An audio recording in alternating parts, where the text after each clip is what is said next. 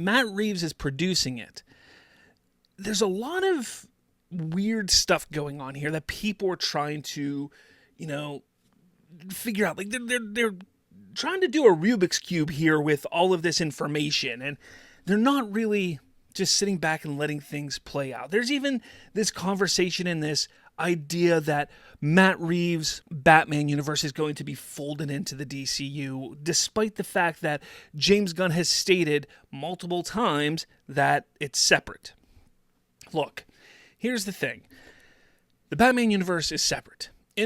Could it be folded in? I guess, but it's separate. I think it's going to stay separate. It should stay separate. There's no reason to bring it in to the DCU, especially because of how grounded, how not fantastical it is, and the direction that Matt Reeves is moving. It doesn't make much sense. James Gunn is moving in a separate direction, in a much more fantastical direction. So we got that. But because Matt Reeves is being involved with this Clayface film, but he's also being involved with the dynamic duos. So people are like, okay, there's Batman projects, Batman-related, Batman-adjacent projects. Okay, yeah, you're right. Why not bring in the person who's had relatively some decent success recently with Batman-centric stories?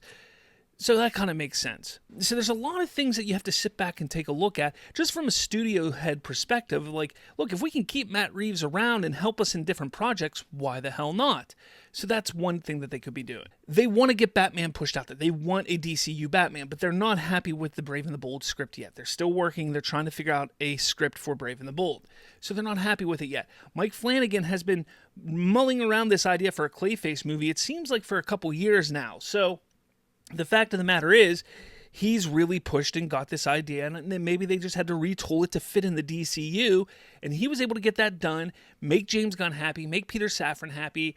If they can build an adjacent universe within Batman, that doesn't mean that they can't bring Batman in before Brave and the Bold. They absolutely could, thus fast-tracking their Batman into the DCU in that regard before getting the Batman movie. They want a Batman, they want to get him in there fast, but they want to make sure they get the script right. They want to make sure that the script is right. And this is one way to make sure they get the script right, but still get their Batman in there.